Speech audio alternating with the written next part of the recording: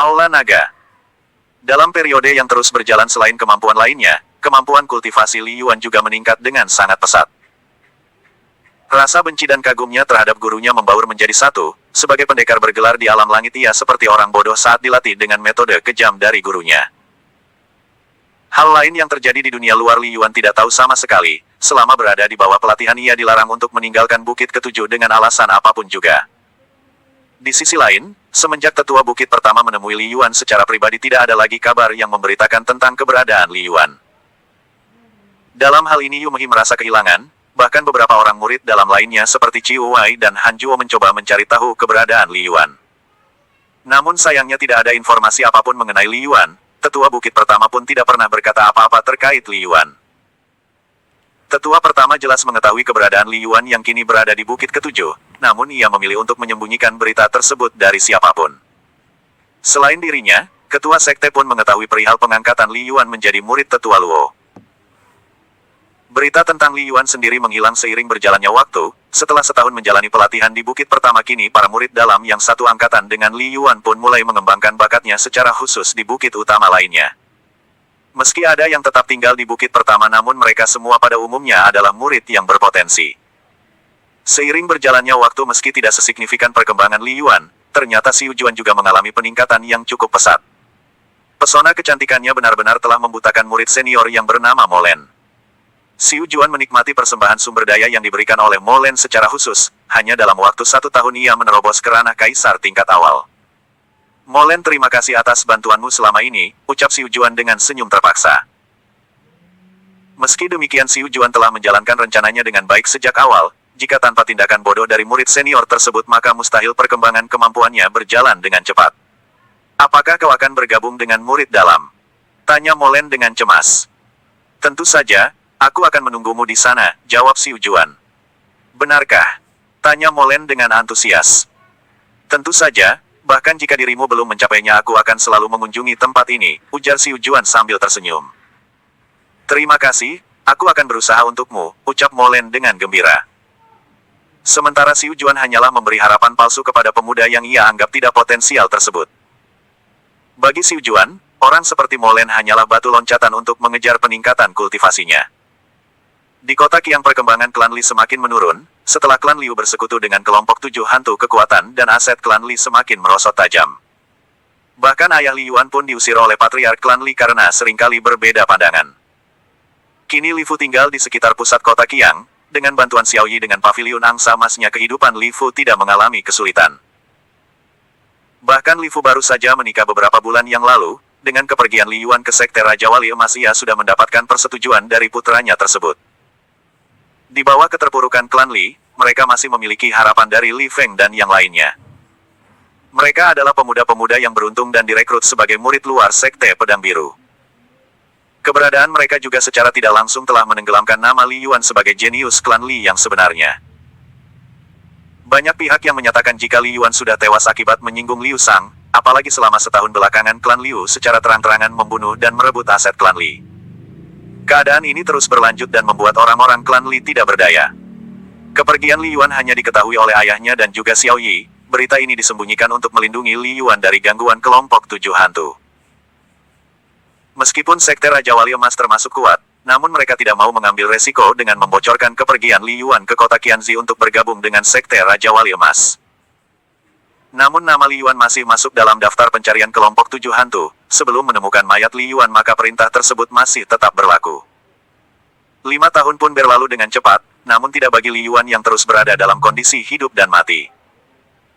Kini kemampuan tenaga dalam Li Yuan sudah sangat luar biasa. Tanpa ia sadari, ia sudah berada di puncak kultivasi yang mengerikan. Dalam latih tanding dengan gurunya saja ia sudah bisa mengimbanginya, bahkan beberapa kali memenangkan duel melawan gurunya yang berada pada ranah Dewa Semesta. Kekuatanmu sangat luar biasa, bakatmu juga sangat mengerikan selama beberapa tahun terakhir ini. Sepertinya teknik kultivasi yang kau jalani sangat cocok dengan tubuhmu dan teknik penyembunyian aura yang kau miliki juga berpadu sempurna dengan pembawaan jiwamu yang tenang. Tetua Luo sangat puas dengan kemajuan murid satu-satunya tersebut. Selain tidak mengenal lelah, Li Yuan juga memiliki kemauan yang keras. Tetua Luo yakin jika kemampuan Li Yuan berhubungan dengan kultivasi anehnya. Bahkan Tetua Luo berpendapat jika teknik tersebut adalah teknik dewa yang sangat tinggi. Meskipun demikian, Tetua Luo tidak mau mengungkit hal yang menjadi rahasia muridnya. Bagi Li Yuan sendiri mengikuti gurunya adalah sebuah berkah. Jika tidak mengalami pelatihan yang beberapa kali mengancam jiwanya tersebut maka mustahil dirinya kini memiliki kekuatan yang melebihi pemimpin sekte Raja Wali Emas. Sebagian besar keahliannya kini berbeda dengan kemampuannya saat ia menjadi penguasa alam langit sebelumnya, namun Li Yuan yakin ia akan mampu menapaki kembali jalan hidupnya. Namun kamu jangan berpuas diri, alam kehidupan ini begitu luas dan begitu dalam menyimpan rahasia kehidupan. Jika di atas langit masih ada langit maka hanya budi pekerti yang agung yang dapat membuat pijakan yang kuat, Tetua Luo berkata dengan serius. Dari dalam cincin penyimpanannya ia mengeluarkan sebuah kotak. Apa ini guru? Tanya Li Yuan penasaran. Benda ini sekarang menjadi milikmu, kamu sudah resmi menggantikanku memimpin Aula Naga, ucap Tetua Luo sambil tersenyum bahagia. Aula Naga, ucap Li Yuan penuh keheranan. Pergilah ke kota Longhua di ibu kota Hainan, maka kau akan menemukan petunjuk di sana, ucap Tetua Luo memberi arahan. Baiklah guru, ucap Li Yuan dengan sungguh-sungguh, ia lalu menyimpan kotak pemberian gurunya tersebut. Selain itu, aku telah menyembunyikan identitasmu. Selama 5 tahun kau menjadi muridku, identitas aslimu sudah disamarkan, ucap Tetua Luo dengan tenang. Maksud guru? Tanya Li Yuan dengan ekspresi bingung. Tidak lama setelah kau menjadi muridku, aku sudah menginformasikan jika dirimu sudah gagal dan melarikan diri saat mengikuti pelatihan. Hanya Tetua Bukit Pertama dan Ketua Sekte yang mengetahui keberadaanmu, jawab Tetua Luo dengan enteng. Apa? Mulut Li Yuan menganga lebar, ia tidak menyangka jika gurunya akan sekejam itu. Aku tidak mau ada orang lain yang tahu dengan identitasku sebagai gurumu. Apalagi tugas yang kau emban sangat berat, jadi kau harus lebih berhati-hati. Kau boleh mengatakan identitasmu hanya jika kau sudah memiliki pondasi yang kuat, ucap Tetua Luo sambil menasehati Li Yuan. Baiklah jika seperti itu maka murid ini bisa menerima, ujar Li Yuan dengan lebih tenang. Pedang Naga Biru. Kau sudah cukup lama mengikutiku, namun aku tidak bisa membayangkan betapa cepatnya perkembangan yang kau miliki. Kehadiranmu telah mematahkan pendapatku sebelumnya, anggap itu sebuah kesalahan masa lalu, ucap Tetua Luo sambil memandang ke arah langit. Li Yuan memahami apa yang dikatakan oleh gurunya, hal ini tentang murid seniornya yang berkhianat dan telah menyimpang. Murung adalah murid yang berhasil membuat kagum gurunya, hampir separuh keahlian gurunya diturunkan. Tidak berlebihan jika saat itu Murung mendapatkan tempat di hati Tetua Luo seperti anak angkat, tetapi ambisi Murung terlalu besar hingga ia mengalami penyimpangan ki yang pada akhirnya ia dirasuki oleh jiwa jahat. Guru tidak usah khawatir, di masa depan aku berjanji akan mengharumkan nama Sekte Raja Wali Emas dan membinasakan orang-orang yang berbuat semena-mena, ucap Li Yuan dengan sungguh-sungguh. Aku percaya padamu, beberapa hari lagi kau sudah bisa turun gunung. Namun sebelum kau meninggalkan Sekte, temui Ketua Sekte dan bawa serta pula Lin bersaudara, Tetua Luo berkata dengan serius, ia ingin Li Yuan berkembang. Baiklah guru, jawab Li Yuan dengan hormat. Terimalah pedang ini jarang sekali aku gunakan. Meski Sekte Raja Wali Emas adalah mengolah tenaga dalam, tetapi ilmu pedangmu akan semakin sempurna dengan pedang ini yang sesuai dengan karakteristik di dalam dirimu. Tetua Luo memberikan sebuah pedang, itu adalah pedang pusaka yang sangat diinginkan oleh Ketua Sekte Pedang Biru. Terima kasih guru, jawab Li Yuan dengan tulus. Satu hal lagi yang perlu kau ketahui, meski di tempat ini kau tidak tahu dunia luar namun beberapa informasi tetap bisa kudapatkan dengan baik. Klan Li di mana kamu berasal beberapa waktu lalu dihancurkan oleh klan Liu, selama beberapa tahun terakhir kerjasama mereka dengan kelompok 7 hantu semakin akrab, ujar Tetua Luo dengan tenang. Apa? Lalu bagaimana dengan ayahku? Tanya Li Yuan dengan panik. Tenang saja, ayahmu baik-baik saja dan sepertinya ia lebih menikmati hidup pada saat ini, jawab Tetua Luo sambil menyesap teh. Li Yuan bingung dengan jawaban gurunya, bagaimana mungkin jika klan Li hancur namun ayahnya bisa menikmati hidup dengan lebih baik. Maksud guru? Tanya Li Yuan. Ayahmu kini berada dalam perlindungan paviliun angsa emas, sepertinya nona muda itu memiliki perasaan mendalam padamu. Bahkan dengan menghilangnya dirimu selama ini, ia masih menjaga ayahmu dengan baik meski ia mendapatkan kecaman dari sebagian besar keluarga Xiao, ucap Tetua Luo dengan santai. Li Yuan merasa hangat, ia tidak menyangka jika wanita yang bernama Xiao Yi itu benar-benar menepati janjinya. Bahkan selama 5 tahun terakhir ini Li Yuan tidak mengingat nama itu, hal ini dikarenakan ia berlatih dengan sangat keras siang dan malam. Secara tidak langsung metode pelatihan yang ia terima selama ini bisa dikatakan sangat berguna, kemampuannya sangat berkembang pesat bahkan saat ini Tetua Luo sendiri sudah ketinggalan beberapa langkah darinya. Hal ini juga secara tidak disengaja dikarenakan efek tiga giok naga yang berada di dalam tubuhnya, giok yang menjadi penghubung alam langit dengan alam surgawi. Ketiga giok tersebut berpendar di dalam tubuhnya dan membuat tubuh fananya bertransformasi menjadi tubuh Kaisar Langit. Segeralah kau aktifkan pedang naga biru, biarkan benda tersebut menemanimu berpetualang dan menggemparkan benua biru. Tetua Luo memberikan petunjuk, ia juga ingin melepas Li Yuan dengan tenang. Li Yuan segera memperhatikan pedang yang disebut pedang naga biru tersebut, lalu menarik sarungnya secara perlahan. Aura keagungan pedang berhembus penuh tekanan, membuat Li Yuan jatuh cinta pada pandangan pertama. Ini pedang yang luar biasa, batin Li Yuan dengan gembira. Detik berikutnya Li Yuan segera meneteskan darahnya, meski setetes itu berwarna emas. Membuat Li Yuan sedikit terkejut dengan darahnya sendiri, pelatihan kejamnya pun bisa berefek sampai seperti ini. Di sampingnya Tetua Luo hanya tersenyum cerah, apa yang dimaksud dengan penempaan tubuh telah sepenuhnya berhasil. Dengan darah emas, Li Yuan akan kebal dari segala jenis racun apapun. Jika ia berjuluk racun iblis, maka muridnya kini bisa dikatakan sebagai dewa racun. Sesaat setelah Li Yuan meneteskan darahnya, pedang naga biru bereaksi dan mengeluarkan cahaya biru yang dilapisi dengan warna kemasan. Pedang tersebut terlihat semakin tajam dan mengeluarkan hawa panas yang sangat luar biasa. Li Yuan kemudian mengangkat pedang tersebut beberapa kali ke udara, energi pedang yang sangat besar membuat debi dan batu-batu beterbangan. Dalam satu sabetan tunggal sebuah batu besar terbelah seperti tahu, hancur menjadi beberapa bagian. Pedang yang sangat bagus, ucap Li Yuan senang.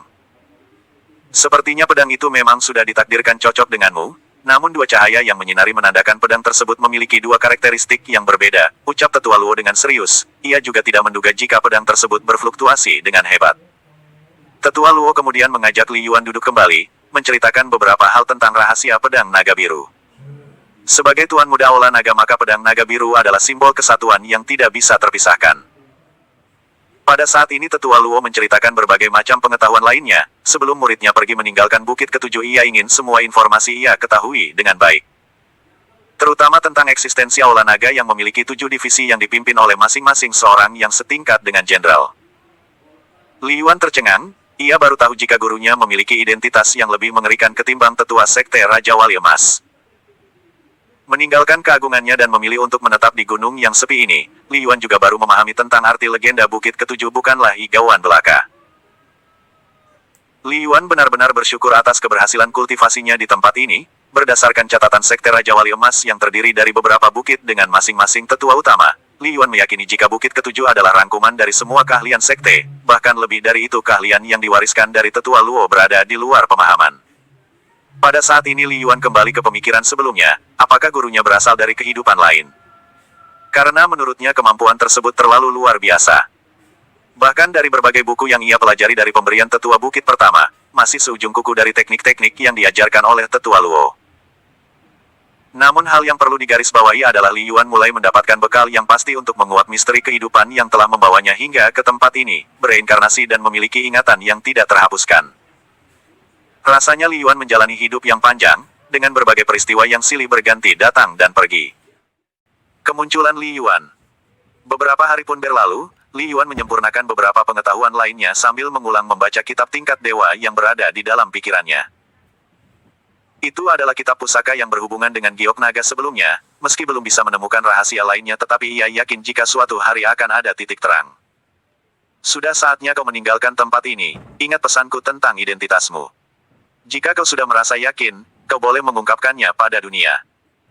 Namun jika belum, kau bisa memulainya secara perlahan dan mengembangkan Aula Naga sebagai pendukungmu, ucap Tetua Luo dengan ekspresi tenang.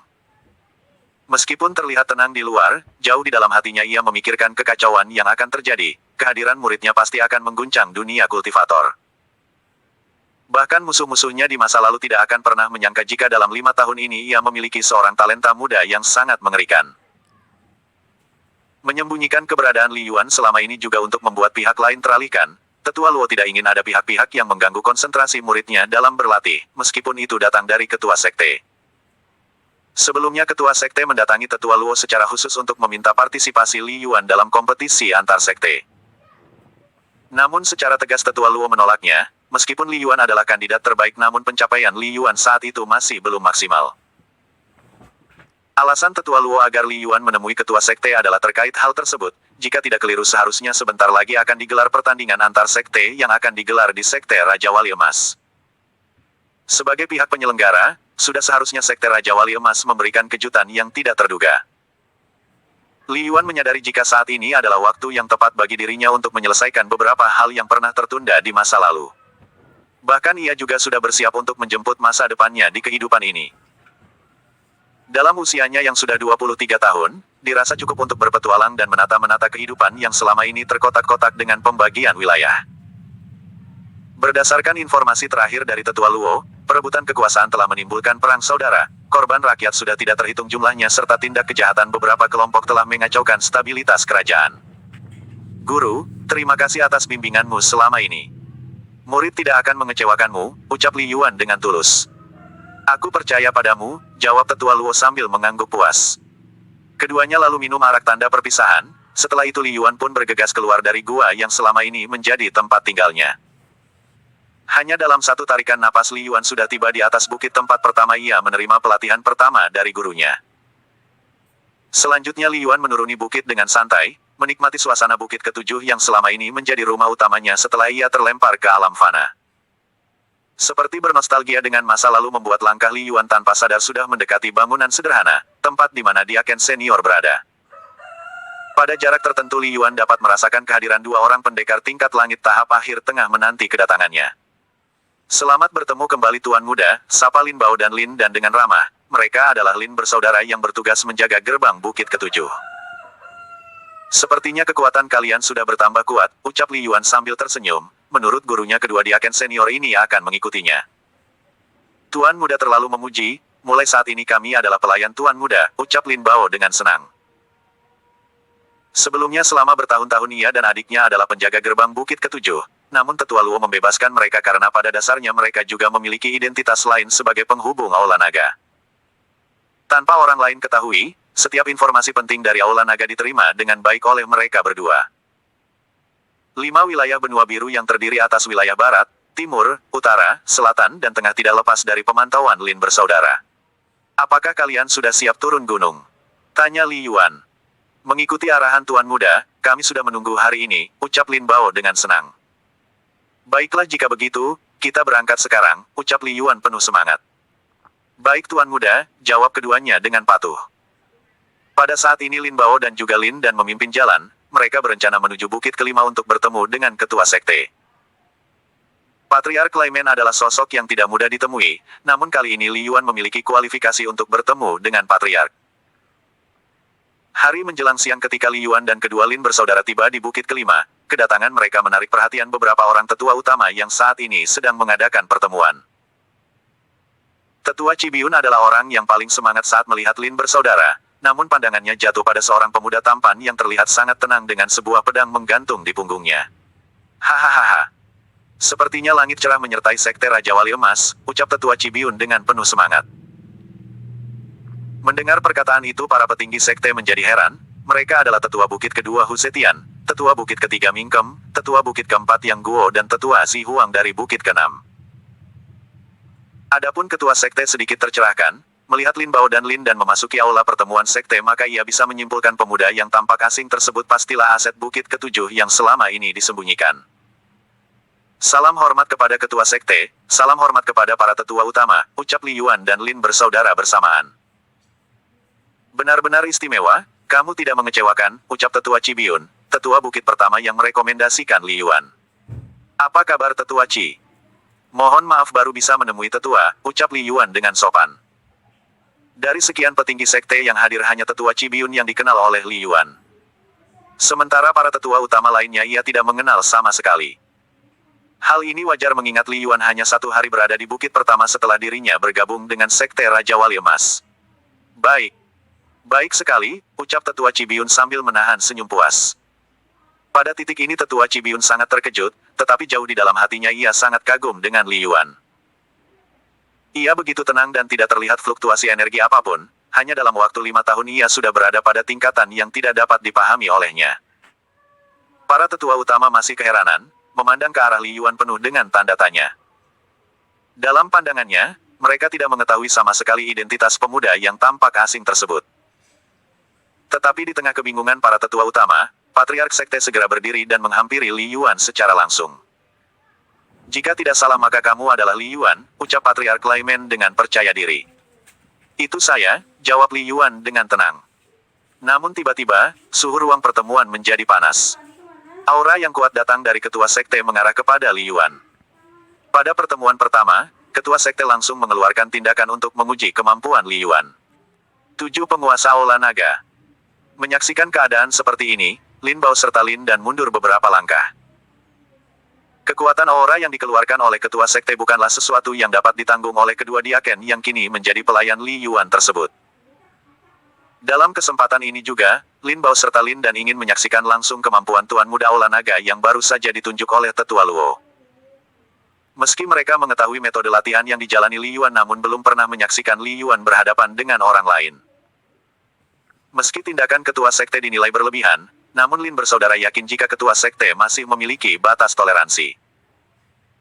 Di sisi lain para tetua utama memandang ke arah pemuda asing. Nama Li Yuan seperti familiar pada beberapa tahun silam namun melihat pedang yang menggantung di punggungnya mereka semua mulai bisa menebak siapa dia. "Sepertinya anak ini yang pernah menarik perhatianku," gumam Tetua Mingkem, ia mengingat masa seleksi murid dalam. Begitupun para tetua lainnya, mereka mulai merangkum ingatan mereka tentang sosok pemuda yang memiliki informasi terbatas ini. Pada akhirnya mereka baru menyadari, jika selama ini mereka telah dibohongi oleh Tetua Cibiun yang telah menyembunyikan sosok Li Yuan dengan rapi. "Dasar rubah tua, rupanya dia benar-benar memiliki kartu truf," protes Yang Guo, tetua utama Bukit Keempat. Antara Li Yuan dan ketua sekte kini sedang terjadi perang energi batin, peningkatan tenaga dalam yang ekstrim membuat ruangan pertemuan sekte bergetar. Fluktuasi energi yang kuat terus menguar dari tubuh ketua sekte yang berada di ranah pendekar dewa semesta tahap menengah, membuat para tetua utama mulai mengeluarkan keringat deras. Namun Li Yuan masih bergeming, ekspresinya masih sangat tenang dan tidak terpengaruh sama sekali sejak awal. Li Yuan menyadari jika pihak lain ingin menguji kemampuannya, namun tanpa diduga ia melangkah maju selangkah demi selangkah mendekati ketua sekte. "Kau luar biasa, namun sebatas pujian tidak akan membuktikan kualitasmu sepenuhnya," ucap ketua sekte sambil tersenyum puas. Detik berikutnya Patriark Laimen mengangkat telapak tangannya ke udara dan mengarahkannya ke tubuh Li Yuan dengan kekuatan penuhnya. Pada saat ini ia ingin menguji kekuatan Li Yuan secara maksimal. Ketika Li Yuan melihat gerakan ketua sekte, ia pun mulai bergerak mengulurkan telapak tangannya untuk memblokir serangan ketua sekte. Detik berikutnya dua kekuatan beradu dalam satu benturan kekuatan. Bam! Tubuh ketua sekte terbang ke udara lalu jatuh ke tanah dengan posisi telentang. Butuh waktu beberapa saat untuk membuat ketua sekte bangun, lalu memandang Li Yuan dengan tatapan rumit. Seluruh ruangan menjadi hening, mereka tidak menyangka jika ketua sekte bukanlah tandingan pemuda tersebut. Bahkan untuk mengalahkan ketua sekte, Li Yuan tidak bergeser sedikitpun. Hal ini membuat para tetua utama tercengang, ada di tingkatan apakah sebenarnya Li Yuan. "Hahaha. Ternyata kau sangat kuat," ucap ketua sekte dengan bangga, lalu bangkit berdiri tanpa rasa malu. Meski ia baru saja dikalahkan namun, ia tidak merasa direndahkan. Walau bagaimanapun juga ia bisa mengukur diri untuk tidak menjadi sebanding dengan Tetua Luo. Namun setelah merasakan kekuatan muridnya secara langsung maka segala ekspektasinya telah terlewati. Di masa lalu Tetua Luo masih membutuhkan satu langkah mundur untuk menghadapi serangan darinya, tetapi muridnya tidak bergerak sedikitpun.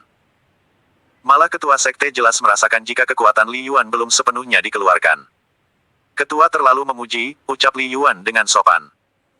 Ia sendiri sedikit terkejut jika separuh kekuatannya saja sudah mengalahkan ketua sekte. Ia tidak habis pikir bagaimana mungkin seorang Tetua Luo lebih memilih mengasingkan diri daripada berada di puncak kekuasaan. Belum lagi memikirkan Aula Naga, Li Yuan belum mengetahui tentang kelompok tersebut. Rencananya ia akan menanyakan kepada Lin bersaudara dalam perjalanan ke kota Longhua di ibu kota Hainan. Di belakang, diaken Lin Bao dan Lin dan berlutut tak berdaya. Setelah menyaksikan ketua sekte terhempas, keduanya gemetar dan kedua lutut mereka jatuh ke tanah. Pilihan Tetua Luo untuk menunjuk Li Yuan sebagai penerusnya tidak keliru, bahkan mereka seperti baru saja melihat monster di dalam diri Li Yuan. Melihat ini juga mereka semakin yakin jika mengikuti Li Yuan adalah sebuah anugerah. Pemuda dengan kekuatan luar biasa bukanlah sesuatu yang bisa dipandang sederhana. Apalagi mereka masih tidak dapat menebak tingkat kultivasi sesungguhnya yang dimiliki oleh tuan muda mereka. Setali tiga uang dengan Lin bersaudara, para tetua utama juga gemetar melihat Li Yuan. Adegan yang baru saja mereka saksikan benar-benar berada di luar ekspektasinya, bahkan secara pribadi tetua yang Guo mulanya memiliki penilaian pribadi. Sebagai tetua utama yang bertugas membangun elemen tubuh, ia mengira Li Yuan tidak lebih hebat dari Muji. Pada saat ini Muji adalah murid jenius Sekte Raja Wali Emas dari Bukit Keempat. Ia merasa sangat bangga akhir-akhir ini dengan pencapaian muridnya tersebut yang telah membangkitkan dua elemen di tubuhnya. Namun setelah menyaksikan kekuatan Li Yuan secara langsung, segala keagungannya seolah runtuh. Jelas ia bisa mengukur jika pencapaian Muji tidak seujung kuku kemampuan Li Yuan yang sepertinya terlihat seperti lautan yang sangat dalam. Silahkan duduk, mari kita berbincang, ucap Patriark Klaimen dengan sopan kepada Li Yuan. Terima kasih ketua, jawab Li Yuan dengan sopan. Setelah mendapat pengakuan langsung dari ketua sekte, Li Yuan pun memberanikan diri duduk sejajar dengan para tetua utama. 5 orang tetua utama merasa tegang berada di dekat Li Yuan, mereka khawatir menyinggung perasaan pemuda yang tampak sangat tenang ini. Mohon izin para tetua, ucap Li Yuan dengan sopan sebelum ia menduduki tempat duduknya. Silahkan duduk tuan muda, ucap para tetua utama dengan nada gemetar, hanya tetua Cibiun yang tampak santai. Ia juga berada jarak yang paling dekat dengan Li Yuan, meski baru kali ini bertemu dengan Li Yuan lagi namun ia terlihat akrab. Pemandangan ini membuat iri para tetua utama lainnya, tetapi mereka tidak bisa menunjukkan protesnya. Setelah Li Yuan duduk, barulah Diaken kembar bangkit, mereka kini sudah sepenuhnya memiliki kebanggaan menjadi pelayan Li Yuan. Dari sudut pandang mereka juga jelas terlihat ketakutan para tetua utama, hal ini saja sudah menandakan jika status Li Yuan benar-benar berbeda. Sepertinya pengaruh Aula Naga akan semakin kuat. Aku sudah tidak sabar melihat 7 orang penguasa naga yang sombong akan terkencing-kencing karena terkejut, bisik Lin dan di telinga kakaknya. Lin Bao tersenyum kecut, ia juga sedikit menahan kekesalan terhadap 7 naga dari Aula Naga. Semenjak kepergian Tetua Luo, mereka menjalankan Aula Naga tanpa haluan. Meskipun Tetua Luo mengetahuinya tetapi tidak mengambil sikap untuk mendisiplinkan anak buahnya, bahkan mereka menganggap dengan kepergian Tetua Luo maka Aula Naga dibiarkan begitu saja, menciptakan kompetisi antar 7 penguasa naga untuk menjadi seorang pemimpin tunggal menggantikan Tetua Luo. Rencana mengikuti turnamen antar sekte. Kalian sudah melihat kemampuan Li Yuan, hal yang baru saja terjadi cukup sampai di mata kalian saja, ucap ketua sekte dengan tegas. Hal ini bukan karena reputasiku sebagai ketua sekte, namun hal ini berkaitan dengan rencana kedatangan Li Yuan untuk bergabung dengan kompetisi antar sekte yang akan segera dimulai, sambung Patriark Klaimen. Kelima orang tetua utama mengangguk setuju, mereka tidak menyangka jika ketua sekte memiliki ide cemerlang seperti ini. Kehadiran Li Yuan jelas tidak akan dicurigai mengingat usia yang masih sangat muda, pembawaannya yang tenang membuat dirinya akan menjadi pihak yang diremehkan lawan. Mulai saat ini status Li Yuan adalah tetua utama Bukit Kelima, sama seperti tetua Luo ia tidak terikat dengan peraturan sekte, ucap ketua sekte dengan penuh semangat. Li Yuan adalah aset berharga, sekte Raja Wali Emas takkan mungkin melepasnya. Apalagi tetua Luo tidak keberatan dengan pengangkatan Li Yuan, hal ini juga untuk menjaga marwah sekte di masa depan. Li Yuan tidak bereaksi atas pengangkatan dirinya sebagai tetua utama Bukit Kelima, ia merasa jika hal ini juga baik untuk memberikan dukungan kepada keluarganya. Sedangkan identitas Aula Naga, ia masih asing dan hanya tahu jika itu bagian dari kelompok terorganisir di seluruh wilayah yang berpusat di wilayah tengah. Para tetua utama mengangguk setuju, dengan kemampuannya jangankan menjadi tetua utama bahkan jika Li Yuan menjadi ketua sekte sekalipun mereka akan sangat mendukung. Tetua utama Bukit Kelima adalah jabatan baru, sebelumnya Bukit Kelima hanya ditempati oleh para tetua utama dan juga ketua sekte. Selain itu Bukit Kelima juga merupakan tempat prestisius bagi 20 orang murid inti yang merupakan murid pilihan dari masing-masing tetua utama. Setiap orang tetua utama berhak mengangkat 4 orang murid inti, selanjutnya mereka dikumpulkan dan berhak memiliki kualifikasi untuk dilatih oleh ketua sekte secara langsung. Oleh sebab itu juga, mayoritas peserta turnamen atau kompetisi antar sekte merupakan murid-murid inti pada sebuah sekte. Di tangan mereka juga masa depan serta nama baik sekte dipertaruhkan. Pagelaran 3 tahun sekali itu akan menentukan daftar urutan sekte. Pengangkatan ini akan terjadi setelah penyelenggaraan kompetisi antar sekte selesai, biarkan ia menjadi dirinya untuk dikenal lebih dahulu oleh dunia luar melalui ajang tersebut, ucap ketua sekte melanjutkan. Kami mengerti dan siap mendukung, sahut para tetua utama dengan kompak, mereka kini sangat senang dan tidak mengajukan keberatan sama sekali atas pengaturan Patriark Klaimen. Baguslah jika begitu, selanjutnya mengenai pengaturan Li Yuan ke dalam turnamen akan diatur oleh Tetua Cibiun, kata Ketua Sekte menunjuk ke salah seorang tetua utama. Terima kasih Ketua atas kepercayaannya, ucap Tetua Cibiun dengan wajah berseri. Keempat tetua utama lainnya hanya memandang penuh keirian, siapapun yang dekat dengan Li Yuan akan mendapatkan manfaat yang tidak terhitung jumlahnya. Li Yuan merasa puas dengan pengaturan ini, lalu Tetua Ci menghampirinya dan berkata, tempat Anda yang lama di Bukit Pertama masih terjaga dengan baik, bahkan beberapa renovasi telah dilakukan. Tempat itu masih dikhususkan untuk Anda tempati hingga beberapa waktu ke depan. Li Yuan mengangguk senang, ia tidak mengira jika Tetua Cibiun benar-benar memperhatikan hal sederhana seperti ini. Meskipun benar ia kini menjadi seorang tetua utama, tetapi untuk waktu tertentu ia harus memiliki status murid untuk bisa mengikuti turnamen. 20 murid inti. Setelah selesai mengikuti pertemuan dan mengatakan beberapa hal, Li Yuan pamit dan meninggalkan aula pertemuan. Ia menyerahkan urusan sekte sama seperti sebelumnya, saat ini hal yang ia rindukan adalah sedikit bermalas-malasan sambil mendapatkan informasi. Tuan Muda, apakah kita langsung ke tempat tinggal lama Anda? Tanya Lin Bao dengan hormat. Ya, untuk sementara kita akan bertempat tinggal di sana, jawab Li Yuan santai. Baik Ketua, lalu Lin Bao bergerak cepat menuju Bukit Pertama untuk memastikan tempat tinggal Li Yuan. Sementara Lin Dan masih berada di sisi Li Yuan, mereka berdua berjalan dengan santai menuju Bukit Pertama. Namun keberadaan Li Yuan menjadi pusat perhatian para murid inti yang berjumlah 20 orang. Berdasarkan peraturan, murid dalam saja tidak berhak memasuki Bukit Kelima. Walau bagaimanapun Bukit Kelima dikenal sebagai tempat berkumpulnya para bintang, murid terbaik dari Sekte Raja Wali Emas yang mendapat pelajaran langsung dari Ketua Sekte dan juga para tetua utama. Merasa menjadi pusat perhatian, Li Yuan menghentikan langkahnya dan menatap ke arah 20 orang murid inti secara seksama. Li Yuan memperhatikan apakah ada kenalan yang ia kenal sebelumnya seperti Yu Mei ataupun Chiu Wei yang merupakan keturunan Raja Yu. Namun setelah melakukan pengamatan, tidak ada yang ia kenal sama sekali. Mereka semua sepertinya merupakan para murid senior dan memiliki kemampuan khusus. Sesuai reputasinya, mereka memang murid pilihan yang rata-rata berada di ranah pendekar langit. Li Yuan mengangguk pelan, lalu memikirkan beberapa teman-temannya. Jika tidak salah paling tinggi mereka baru berada di ranah pendekar bumi, jadi wajar saja ia belum bisa bergabung di tempat ini. Sedangkan bagi Li Yuan sendiri ia lupa kapan berada di ranah yang sama dengan para murid inti. Pelatihannya bersama Tetua Luo begitu kejam, bahkan penerobosan bisa dianggap bukan pencapaian kultivasi di bawah pengajaran Tetua Luo. Para murid inti yang melihat Li Yuan benar-benar penasaran, apalagi mereka sama sekali tidak dapat merasakan kekuatan Li Yuan pada saat ini. Namun melihat seorang diaken yang mengawalnya, mereka semua beranggapan jika Li Yuan adalah titipan orang dalam ordal untuk memperoleh tiket masuk menjadi murid Sekte Raja Wali Emas. Atau bisa juga seseorang yang ingin bertemu ketua sekte karena ingin membangkitkan kemampuan berkultivasi. Li Yuan melangkah maju dan menghampiri para murid inti, mereka sepertinya sedang menanti pengarahan dari para tetua utama untuk persiapan kompetisi antar sekte. Melihat kedatangan seseorang yang menghampiri mereka, beberapa orang murid inti merasa heran. Bagaimana bisa murid biasa begitu lancang berada di dekat mereka? Hai, siapa kamu? Tanya salah seorang murid inti penasaran. Saya Li Yuan, saat ini berencana akan tinggal di Bukit Pertama, jawab Li Yuan. Hah?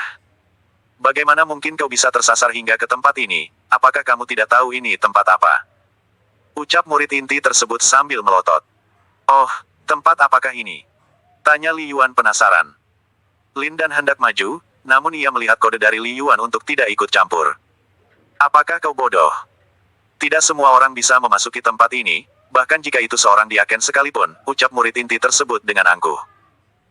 Siapa nama senior? Biarkan junior ini mengenalnya di masa depan, tanya Li Yuan dengan sopan. Kekuatanmu belum cukup untuk mengenalku, sebaiknya kau lebih banyak berlatih, ucap murid inti itu sambil mencibir. Terima kasih senior, junior ini akan selalu mengingatnya, ujar Li Yuan sambil menangkupkan kedua tangannya di depan dada. Orang-orang yang hadir tidak melanjutkan ketertarikan kepada Li Yuan, setelah mendengar dialog barusan mereka mengerti sesuatu hal. Pihak lain tidak mengenalnya dan murid inti juga tidak suka menindas murid yang lemah. Li Yuan kemudian pergi setelah sedikit mengenali beberapa karakter murid inti. Li Yuan juga tidak mempermasalahkan kejadian barusan, dalam hal ini para murid masih bertindak wajar dan tidak melebihi batas. Adapun hal-hal seperti itu Li Yuan merasa tetap menghargai murid inti, karena dengan kekuatannya mereka tidak menghakimi yang lemah.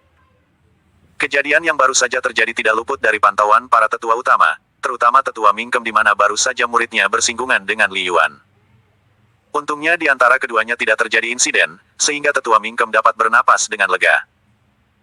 5 orang tetua utama yang dipimpin oleh tetua Yang Guo menghampiri para murid inti. Seorang murid bernama Muji terlihat senang dan mengatur rekan-rekannya untuk bersiap menerima pengarahan. Lusa akan dimulai turnamen antar murid, kalian secara resmi telah ditunjuk untuk mewakili sekte. Sementara 5 orang lainnya akan ditambahkan dari perwakilan masing-masing murid dalam di setiap bukit, ucap tetua Yang Guo menyampaikan hasil pertemuan. Sama seperti sebelumnya, para murid inti sudah mengetahui hal ini jadi mereka tidak terlalu terkejut. Hal yang ingin mereka dengar adalah tentang persiapan khusus untuk menghadapi para murid dari Sekte Pedang Biru yang selama ini tampil mendominasi. Untuk kompetisi antar sekte kali ini, ketua sekte sudah berkata jika kalian tidak akan direpotkan terlalu banyak kali ini. Selain itu, sekte kita juga akan mencatatkan sejarah baru pada kompetisi kali ini, sambung tetua Yang Guo sambil tersenyum cerah. Para murid inti yang mendengarnya sedikit bingung, mereka saling tatap dan berakhir pada murid jenius sekte yang bernama Muji. Merasa menjadi pusat perhatian, Muji tersenyum mengembang. Di dalam hatinya ia tidak menyangka jika ketua sekte memiliki kepercayaan diri yang begitu tinggi kepadanya. Hal ini dikarenakan adanya bintang bersinar di sekte kita, kehadirannya yang sangat tersembunyi baru saja dimunculkan. Setelah berinteraksi dengannya, kuharap kalian bisa berhubungan baik dengannya di masa depan, ujar tetua Yang Guo sambil tersenyum cerah. Semua murid inti yang mendengarkan menjadi hening, di dalam hati mereka saling bertanya-tanya tentang siapa yang dimaksud sebagai bintang bersinar tersebut. Dalam konteks ini hanya ada satu orang yakni Muji. Satu hal lagi, kalian jangan pernah menyinggung pemuda yang baru saja menghampiri kalian tadi. Dimanapun kalian bertemu dengannya haruslah bersikap sopan, jika tidak maka ketua sekte sekalipun tidak akan membantu kalian, ucap tetua Yang Guo dengan serius. Tetua Yang, bukankah orang itu hanya murid yang berasal dari bukit pertama? Apalagi ia terlihat sangat biasa, bahkan ia harus ditemani Diaken untuk menemani perjalanannya, tanya Muji dengan penasaran. Kamu benar, ia bermula dari bukit pertama dan kini ia kembali ke tempat tersebut.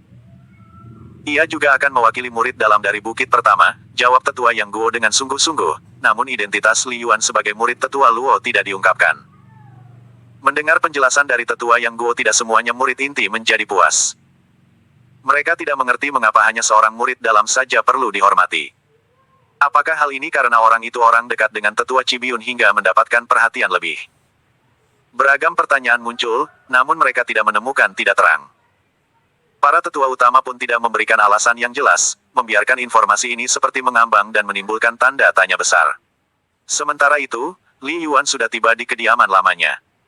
Setelah dilakukan renovasi tampak tempat ini terlihat lebih besar dan terdapat beberapa kamar tidur dengan kamar mandi di dalamnya. Silahkan beristirahat Tuan Muda, ucap Lin Bao dengan sopan. Tolong siapkan aku beberapa informasi tentang kompetisi antar sekte, serta informasi tentang keluargaku serta pavilion angsa mas, ucap Li Yuan. Baik Tuan Muda, ucap Lin Bao dengan sopan. Setelah mengatakan hal itu Li Yuan memasuki kamarnya, selama berada dalam pelatihan tetua Luo ia tinggal di dalam gua beralaskan ranjang batu untuk beristirahat. Bisa dibayangkan bagaimana kerasnya kehidupan Li Yuan saat itu, jadi sedikit wajar jika saat ini ia ingin bersantai sejenak menikmati hidup. Setelah Li Yuan beristirahat, kabar tentang kembalinya dirinya membuat heboh seluruh sekte. Nama Li Yuan secara resmi terdaftar sebagai perwakilan dari bukit pertama. Orang-orang yang mengenalnya merasa gembira dengan munculnya kembali nama Li Yuan di Sekte Raja Wali Emas. Yu Mei adalah orang yang paling gembira mendengar hal ini, ia juga terdaftar sebagai murid dalam yang mewakili bukit kedua. Segera setelah mendengar berita ini, ia segera menuju ke bukit pertama untuk mencari kebenarannya. Sementara itu Xiu Juan juga kini sudah menjadi bagian murid dalam di bukit pertama. Mendengar nama Li Yuan ia merasa kesal, ia juga merasa sekarang saat yang tepat untuk membalas rasa sakit hatinya. Saat ini Xiu Juan berhubungan dengan salah seorang murid dalam yang seharusnya diikut sertakan sebagai perwakilan, namun dengan adanya Li Yuan nama orang itu tersingkirkan. Dia adalah Chen Xiaoshan, jenius bukit pertama yang menjadi pijakan Xiu Juan untuk berkembang. Memanfaatkan momen ini, Xiu Juan segera menghasut Chen Xiaoshan untuk memberikan pelajaran kepada Li Yuan. Ia yakin jika Li Yuan adalah murid gagal Sekte Raja Wali Emas yang kembali disusupkan karena adanya permainan dari tetua Cibiun. Jadi jelas Li Yuan maju bukan karena kemampuannya, melainkan mengandalkan hubungan kedekatan dengan tetua Cibiun. 1. Perhitungan Pangeran Yu. Xiu Juan adalah wanita licik, sebelumnya saat ia masih menjadi murid luar ia juga memanfaatkan seorang murid senior yang bernama Molen. Berkat strateginya itu Xiu Juan berhasil memanfaatkan Molen dan mendapatkan sumber daya, ia berhasil mendapatkan promosi menjadi murid dalam. Strategi yang sama pun kini ia terapkan pada Chen Xiaoshan, murid jenius Bukit Pertama. Namun kali ini Chen Xiaoshan memiliki visi yang lebih baik ketimbang Molen. Meskipun ia menyukai Xiu Juan namun ia juga tidak bodoh, ia tidak mau memberikan sesuatu tanpa imbalan berarti. Apalagi ia juga tahu jika Xiu Juan tidak memiliki pendukung di Sekte Raja Wali Emas, sehingga Chen Xiaoshan tidak akan memikirkan hal lain terhadap perbuatannya. Sementara itu berbeda dengan Yu Mei, Yu Qiuwei sedikit menahan diri terkait berita kedatangan Li Yuan. Saat ini ia tengah meminta beberapa orang untuk mengumpulkan informasi tentang berita yang mendadak ini, apalagi Li Yuan akan mewakili Bukit Pertama dalam turnamen yang sebentar lagi akan digelar. Pangeran, tidak ada berita yang bisa digali dari Li Yuan. Hanya saja beberapa waktu yang lalu ia menuju Bukit Kelima untuk menemui para tetua, ucap salah seorang murid memberikan laporan. Lalu ada lagi? Tanya Cui Wai penasaran. Di Bukit Pertama ia menempati tempatnya yang lama, namun hanya saja ia ditemani oleh dua orang diaken senior, lanjut orang itu memberi laporan. Menarik. Sama seperti di awal pertemuan ia telah membuat kejutan, setelah menghilang 5 tahun ia juga berada di genangan yang dalam, gumam Ciu Wai di dalam hati. Sebelumnya Ciu Wai berencana merekrut Li Yuan untuk menjadi orangnya, namun kini ia berpikir jika kekuatan Li Yuan belum terukur ke dalamnya. Bukan karena meremehkannya, namun Cui Wai merasa kekuatan Li Yuan tidak sesederhana yang terlihat. Ciu Wai bisa menilai jika seorang murid dalam tidak akan mudah memasuki Bukit Kelima, apalagi sampai bisa berjumpa dengan para tetua utama. Pasti ada yang aneh, batin Cui Wai dalam hati. Segera periksa kembali, jangan lewatkan satu hal apapun. Perintah Cui Wai kepada orang kepercayaannya. Dimengerti pangeran, jawab orang itu lalu pergi meninggalkan Bukit Keenam. Aku menantikan sebuah pertunjukan, ucap Cui Wai pelan. Saat ini para murid dari Lim Sekte sudah berkumpul, sekte-sekte ini mewakili setiap wilayah. Seperti wilayah selatan yang diwakili oleh Sekte Raja Wali Emas, wilayah timur diwakili oleh Sekte Pedang Biru, wilayah utara diwakili oleh Sekte Pedang Langit, wilayah barat diwakili oleh Sekte Naga Perak serta wilayah tengah diwakili oleh Sekte Phoenix Merah. Kelima sekte tersebut merupakan pilar masing-masing wilayah dan berada dalam perlindungan kerajaan. Seperti Sekte Raja Wali Emas yang mendapat perlindungan dari Kerajaan Yu. Hubungan baik ini juga bisa dilihat dengan keberadaan Cui Wai dan Yu Mei, mereka berdua adalah keturunan Raja Yu. Bukit Pertama merupakan tempat tinggal di mana seluruh murid sekte yang mengikuti turnamen, meski pertandingan berada di lokasi yang berbeda namun pertandingan utama tetap digelar di Bukit Pertama yang memiliki lapangan bela diri paling luas. Seperti pada kompetisi antar sekte sebelumnya, metode pertandingan untuk mendapatkan peringkat tertinggi terbagi menjadi 2 babak. Babak pertama akan mengandalkan kekompakan kelompok dalam bertahan hidup, babak kedua adalah pertandingan langsung baik dengan tangan kosong maupun menggunakan senjata. Bertemu Yu Mei. Pada sore harinya Li Yuan terbangun, setelah beristirahat dengan leluasa ia tahu berikutnya akan dimulai petualangannya. Sebelum Li Yuan beristirahat dirinya sudah memikirkan beberapa strategi, bermula dari identitasnya sebagai Tuan Muda Aula Naga hingga sebagai Tetua Bukit Kelima. Di antara keduanya, ia memilih mengungkapkan jati dirinya sebagai Tetua Utama Bukit Kelima. Adapun tentang gurunya yang berasal dari Bukit Ketujuh ia akan semaksimal mungkin menekannya. Selama pihak lain tidak bertanya maka ia tidak perlu repot-repot membuka identitasnya. Pada saat ini terdengar langkah kaki yang mondar-mandir, sepintas Li Yuan dapat merasakan aura pendekar bumi tingkat akhir yang berasal dari seorang wanita. Menyadari ada pihak yang ingin menemuinya Li Yuan segera bergegas keluar kamar pribadinya setelah mandi dan mengganti pakaiannya. Tuan Muda, Nona Yu sedang menantimu, ucap Lin Bao dengan sopan. Saya mengerti, ucap Li Yuan mengangguk pelan, lalu ia menuju bagian teras kediamannya. Seorang gadis cantik tengah duduk, wajahnya terlihat sedikit gusar menahan rasa penasaran, dalam sehari ini sudah 2 kali Yu Mei mencari Li Yuan. Namun sayangnya Li Yuan sedang beristirahat, Lin Bao serta Lin dan tidak berani mengganggu tuan mudanya dan meminta Yu Mei untuk kembali. Di masa lalu, Lin bersaudara akan sangat segan dengan putri Yu Mei. Namun setelah mengikuti Li Yuan ia memiliki kepercayaan mutlak kepada tuan mudanya tersebut. Mohon maaf telah membuat Nona Yu menunggu, sapa Li Yuan sambil menangkupkan kedua tangannya dengan hormat. Yu Mei terpana dengan ketampanan seorang pemuda yang baru saja menyapanya, rasa bosan yang baru saja hinggap di dalam dirinya segera hilang saat kedua pasang mata saling memandang. Li Yuan juga sekilas terpesona dengan kecantikan Yumei. Selama 5 tahun menjadi murid tetua Luo, ia hampir lupa dengan wujud seorang wanita. Untuk sesaat keduanya terdiam, bahkan saat ini suara hembusan angin pun terdengar seperti gelombang yang merangkak dengan lembut. "Kamu Li Yuan?" tanya Yumei sambil menatap Li Yuan dengan penasaran. "Iya benar, itu aku," jawab Li Yuan sambil tersenyum. "Jadi bagaimana bisa itu kamu? Kemana saja kamu selama ini?" tanya Yumei lagi. "Sama seperti dirimu, aku juga berlatih. Dan kebetulan hari ini aku baru bisa muncul karena keinginan guruku," jawab Li Yuan dengan santai. Yumi terdiam, dalam hatinya ia berpikir tentang gurunya. Saat pertemuan di aula murid, tetua Cibiun memanggilnya dan sejak saat itu Li Yuan tidak pernah kembali. Sekarang setelah ia kembali segera menjadi utusan bukit pertama untuk mengikuti turnamen antar murid sekte. Yumei beranggapan jika Li Yuan adalah kartu truf tersembunyi tetua bukit pertama. Tetua Cibiun melatih Li Yuan secara rahasia dari para tetua utama lainnya yang juga pada saat itu menaruh minat terhadap Li Yuan. Dinilai situasinya tepat, lalu tetua Cibiun memunculkannya hari ini dengan berbagai pengaturan. Hal lainnya yang membuat penilaian Yumei benar adalah tempat tinggal Li Yuan saat ini.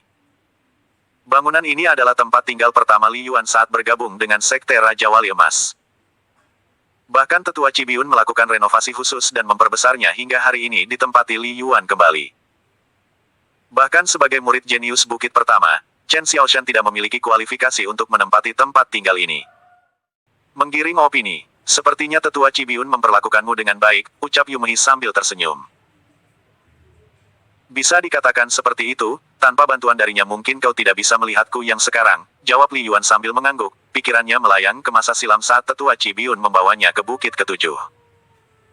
Jika dipikirkan memang semua berkat rekomendasi tetua Cibiun, bahkan tetua tersebut juga pandai menyembunyikan rahasia. Selama 5 tahun ini ia mampu menyembunyikan keberadaan Li Yuan tanpa ada pihak yang mempertanyakan. Mendapati jawaban seperti itu dari Li Yuan, maka tebakan Yumei tidak meleset. Meski ia tidak tahu di mana tetua Ci menyembunyikannya, namun ia tidak menanyainya lebih jauh. Adapun tingkat kultivasi Li Yuan yang tidak nampak hal ini dikarenakan memiliki privasi. Ia sepertinya menggunakan teknik penyembunyian aura yang lazim digunakan oleh beberapa kultivator lepas. Tidak disangka tetua Ci begitu luar biasa, selain ia memiliki 2 murid senior sebagai murid inti dan Chen Xiaoshan jenius bukit pertama ternyata masih ada dirimu, ungkap Yumei dengan kagum. Li Yuan terdiam sesaat mendengar perkataan Yumei, jika dirinya dikatakan kartu truf tetua Cibiun memang aneh. Namun pemikiran seperti ini wajar, bisa dianggap sebagai upaya untuk menggiring opini banyak orang sekaligus bisa menjadi solusi singkat di akar rumput. Kulihat kemajuanmu sangat pesat, apakah kau ikut turnamen juga? Tanya Li Yuan merasa tertarik. Menurut penilaiannya, Yumei memiliki kekuatan terpendam akibat akumulasi dari kemarahan besar atau kepedihan mendalam. Pada saat kekuatannya datang, maka basis kekuatannya akan meledak berkali-kali lipat dari sebelumnya. Ya, aku dipercaya tetua Husetian untuk mewakili bukit kedua, ucap Yumei pelan. Li Yuan mengangguk pelan, bukit kedua adalah tempat pelatihan yang mengelola emosi menjadi kekuatan tempur pada saat pertarungan hidup dan mati. Hal ini seperti seseorang yang meminum pil rahasia peningkatan kekuatan yang mampu menstimulasi kekuatan secara ekstrim. Namun hal yang tidak dimengerti Li Yuan adalah kepribadian Yumei yang terlihat tenang, tetapi mengapa ia bisa memiliki akar kekuatan seperti itu? Bukankah Yumei seorang putri kerajaan, segala sesuatunya tercukupi dengan baik? Apakah kau mau jalan-jalan sore? Sepertinya aku melewati banyak hal di sekte, ucap Li Yuan sambil tersenyum. Begitu baru benar, jawab Yumei sambil tersenyum malu. Meskipun ia tidak memupuk perasaan secara khusus untuk Li Yuan, setiap kali berada di dekatnya Yumei merasa nyaman. Bisa dianggap berada di dekatnya membuat Yumei seperti menemukan sesuatu yang hilang dari dalam dirinya. Ada kestabilan kekuatan di dalam tubuhnya, fluktuasi energinya pun berjalan dengan tenang seolah unsur yang dan yin yang saling melengkapi. Keduanya lalu berjalan menelusuri beberapa tempat yang ada di bukit pertama. Yumei pernah tinggal di tempat ini selama beberapa bulan sebelum ia bergabung dengan bukit kedua.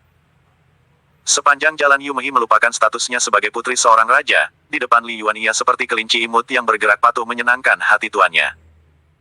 Banyak para murid senior maupun murid junior terkesima dengan pemandangan ini. Sosok Li Yuan dan Yumei seperti sepasang kekasih ideal yang membuat mata siapapun terlena melihat keindahan ini. Hanya seorang murid yang tampaknya tidak puas dengan pemandangan ini. Ia tidak memikirkan hal lain selain rasa ketidakpuasan yang mendalam. Berhenti. Ucap seorang pemuda dari belakang dengan aura pertempuran yang ganas. Ia adalah Chen Xiaoshan, murid bukit pertama yang berada satu angkatan di atas Li Yuan. Ia murid yang berada pada generasi yang sama dengan Han Juo di pelataran murid dalam. Chen Xiaoshan penasaran dengan Li Yuan yang menggantikannya sebagai perwakilan bukit pertama dalam turnamen kali ini. Chen Xiaoshan belum sempat menyatakan protes kepada tetua Cibiun, namun dengan membungkam Li Yuan di depan banyak murid maka bisa membuktikan jika tetua utama bukit pertama telah keliru mengirim utusan. Bahkan sebelumnya ia mendapatkan masukan dari Xiu Juan tentang latar belakang Li Yuan yang biasa saja dan ia juga dikenal sebagai murid yang tidak berkembang. Li Yuan berbalik dan melihat sekilas lelaki yang ia perkirakan sebagai murid bukit pertama. "Siapa kamu dan apa maumu?" tanya Li Yuan sambil menyipitkan matanya. Li Yuan dapat melihat kekuatan pria di depannya yang sudah berada di tingkat pendekar langit. Menurut perhitungannya lelaki tersebut tidak akan lama lagi memasuki murid inti. "Saya Chen Xiaoshan, dalam hal ini saya tidak puas dengan Anda yang telah menggantikan posisi saya," jawab lelaki itu memperkenalkan diri. "Apakah kau kandidat sebelumnya?" tanya Li Yuan dengan tenang. "Ya, itu saya," jawab Chen Xiaoshan. Yu Mei yang berada di samping Li Yuan merasa terusik, ia memahami sepenuhnya kondisi yang baru-baru ini terjadi. Ia tidak menduga jika Chen Xiaoshan berani bertindak impulsif seperti sekarang ini. "Mohon maaf senior, apakah tidak sebaiknya masalah ini disampaikan kepada tetua Cibiun saja?" Yu Mei khawatir akan terjadi sesuatu yang buruk. Ia tahu jika di depannya adalah seorang murid jenius, jika kuota murid inti ditambah maka ia adalah murid ke-21. Maka ia benar-benar khawatir jika Li Yuan berhadapan dengannya.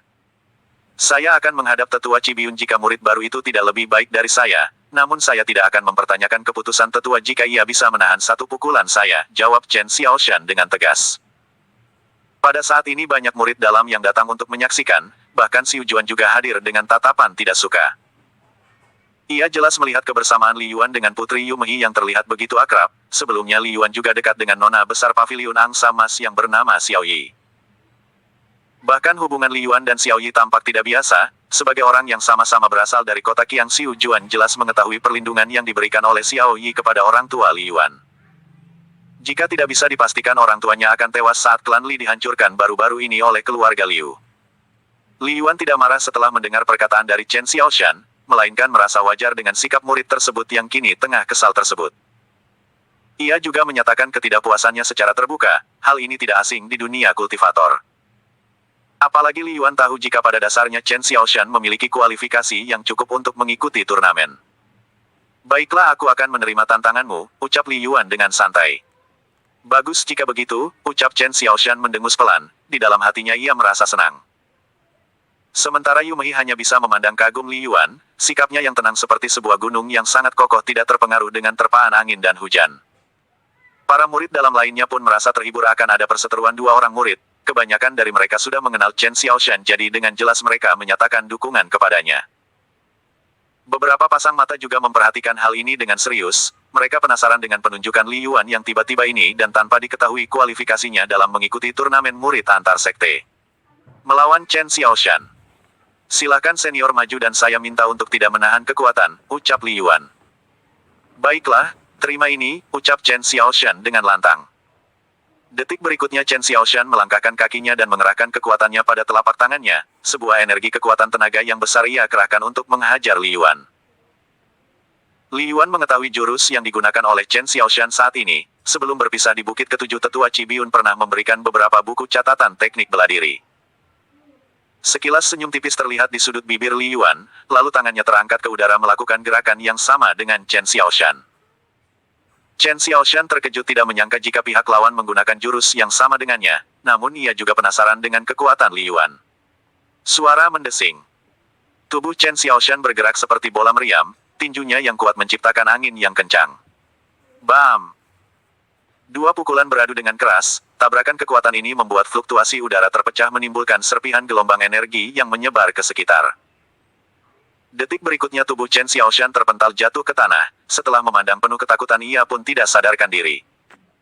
Seluruh orang yang melihat pemandangan ini tidak percaya, Chen Xiaoshan adalah murid terkuat di bukit pertama saat ini.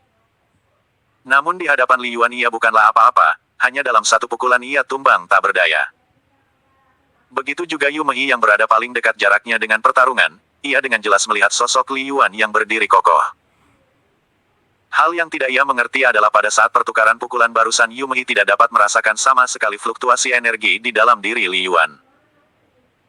Sehingga pada saat ini Yu Mei baru menyadari betapa mengerikannya Li Yuan, sebab ia tahu bahwa seorang kultivator akan mengandalkan tenaga dalamnya pada saat berhadapan dengan lawannya. Hal lain bisa terjadi jika pihak lawan berada pada tingkatan yang lebih tinggi, ibarat gajah menginjak seekor semut. Li Yuan tersenyum ringan, barusan ia sama sekali tidak mengeluarkan kekuatan internalnya, murni mengandalkan tubuh fisiknya. Ia tidak mau menyakiti murid yang berasal dari kalangannya sendiri. Chen Xiaoshan hanya pingsan karena terjadi kekacauan energi di dalam tubuhnya. Kamu memang luar biasa, tidak salah tetua Cibiun memilihmu, ucap Yu Mei sambil tersenyum, namun ia juga berpikiran tidak akan mampu bersaing dengan Li Yuan jika bertemu di turnamen nanti. Mari kita lanjutkan, maaf telah membuatmu menunggu. Li Yuan tidak peduli dengan hasil pertarungan barusan, ia lebih tertarik melanjutkan perjalanan bersama Yu Mei. Tidak apa-apa, jawab Yu Mei sambil berjalan kembali. Keduanya meninggalkan Chen Xiaoshan, melanjutkan perjalanan untuk melihat-lihat keadaan bukit pertama. Tanpa sungkan Yu Mei pun menjadi penunjuk jalan dan ada rasa bangga yang tertanam di hatinya, berjalan bersama dengan Li Yuan telah meningkatkan kepercayaan dirinya meningkat. Entah karena Li Yuan memiliki keunggulan bertarung atau karena perasaan lain, yang jelas Yu Mei benar-benar merasa senang pada saat ini. Setelah kepergian Li Yuan dan Yu Mei, segurat kemarahan tertanam di wajah Xiu Juan. Ia tidak menyangka jika sampai saat ini tidak bisa mengejar ketertinggalannya dari Li Yuan, sumpahnya 5 tahun lalu benar-benar terpatahkan pada hari ini.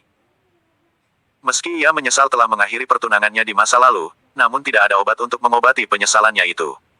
1. Sementara itu orang suruhan Ciu Wei dengan cepat menyampaikan peristiwa yang baru saja terjadi. Kekalahan Chen Xiaoshan tanpa perlawanan membuat Ciu Wei tidak tenang. Ia semakin tertarik dengan Li Yuan, keinginannya untuk menjadikan Li Yuan bergabung di kerajaan Yu pun semakin besar. Baiklah, kau bisa pergi, perintah Cui Wei kepada pesuruhnya. Baik pangeran, ucap orang itu sambil berlalu pergi. Setelah berkeliling dan mengobrol bersama Yu Mei akhirnya Li Yuan kembali ke kediamannya. Ia kemudian masuk ke kamarnya untuk memeriksa informasi yang sudah disiapkan oleh Lin dan sebelumnya. Beberapa catatan terpisah menarik perhatian Li Yuan. Dalam hal ini Li Yuan sangat puas memiliki pembantu seperti Lin bersaudara. Li Yuan pun membaca informasi pertama yang memuat tentang kompetisi antar sekte yang merupakan perwujudan kekuatan yang mewakili setiap wilayah. Informasi tentang nama sekte serta kerajaan yang mendukung pun tersaji lengkap, berikut dengan daftar petingginya serta ranah kultivasi mereka. Li Yuan tersenyum mengembang, data yang disampaikan oleh Lin dan benar-benar lengkap. Berikutnya Li Yuan membaca informasi kedua, hal ini berkaitan dengan Aula Naga yang ternyata memiliki perwakilan atau divisi di setiap wilayah. Ada 7 penguasa Aula Naga yang tersebar di tiap-tiap wilayah. 4 penguasa menjadi simbol mata angin, sedangkan 3 penguasa lainnya berada di wilayah tengah sebagai pengelola markas utama. 7 penguasa Aula Naga terdiri dari naga merah, naga perak, naga hitam, naga ungu, naga biru, naga hijau dan naga kuning. Sejenak Li Yuan termenung dengan kemampuan gurunya di masa lalu dalam membentuk Aula Naga yang begitu kuat, bahkan tidak berlebihan jika beranggapan Aula Naga adalah penguasa tersembunyi. Hanya saja beberapa keterangan menyebutkan tentang kelompok 7 hantu yang selama ini menjadi musuh utama Aula Naga. Kenapa bisa ada hal kebetulan di dunia ini? Gumam Li Yuan. Salah satu tujuan Li Yuan memasuki sekte juga karena ingin mencari perlindungan, sebelumnya ia pernah bersinggungan dengan kelompok 7 hantu saat di kota Qiang. Bahkan Li Yuan berhasil menerima manfaat dari kejadian penyergapan di masa lalu. Li Yuan membuka catatan selanjutnya, hal ini berisi tentang kejadian di kota Qiang di mana klan Li sudah dikalahkan oleh klan Liu. Untungnya ayah Li Yuan yang merupakan seorang tetua berada dalam lindungan paviliun angsa emas dan berada pada tempat tinggal yang berbeda dari sebelumnya. Informasi pernikahan ayahnya juga tersaji dengan jelas bahkan kini Li Yuan kini sudah memiliki seorang adik wanita. Membaca informasi ini hati Li Yuan sangat gembira, hal ini sejalan dengan keinginannya sesaat sebelum meninggalkan klan Li. Ia menyadari jika Li Fu sudah kehilangan putra yang sesungguhnya, oleh karena itu dengan pernikahannya yang sekarang pada hakikat ia tidak kehilangan garis keturunan yang sebenarnya. Setelah membaca informasi ini juga membuat Li Yuan ingin segera melenyapkan klan Liu, persinggungannya dengan Liu Sang di masa lalu harus ia tuntaskan saat ia kembali ke kota Qiang. Apalagi klan Liu kini bekerja sama dengan kelompok 7 hantu, persengkongkolan seperti ini tidak dapat dibiarkan begitu saja. Berita tentang kekalahan Chen Xiaoshan pun telah menyebar di kalangan murid dalam dan murid luar bukit pertama. Informasi ini juga diterima oleh para murid inti yang terdapat di Bukit Kelima. Hal ini membuat mereka semakin tertarik dengan sosok Li Yuan yang pernah diceritakan oleh tetua Yang Guo sebelumnya.